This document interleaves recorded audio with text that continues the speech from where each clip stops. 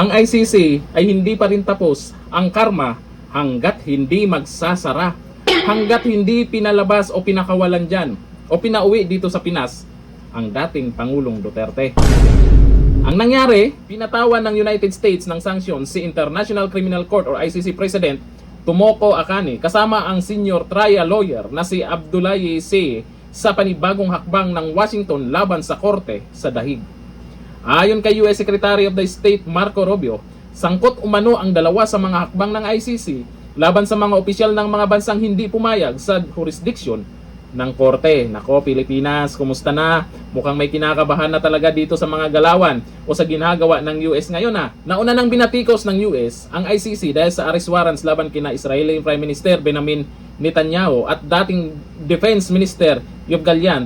Gayon din sa dating investigasyon sa mga sundalong Amerikano sa Afghanistan. Sa ilalim ng sanctions, maaring ma-freeze gaba ang anumang US-based assets ni na Akane at malimitahan ang kanilang access sa US financial system. Ano yan?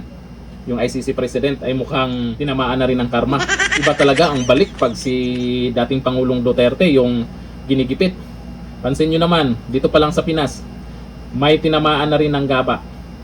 Dahil sa mga banat nila, paninira, kung ano-ano yung ginagawa kay dating Pangulong Duterte, o sa vlogger, may nasampulan, tinamaan din ng karma. Number one, itong ICC. Talagang hindi na magtatagal yan. Malapit na yan. Tingnan nyo yung ginawa ng US. Tuloy-tuloy. Hindi talaga sila tinitigilan.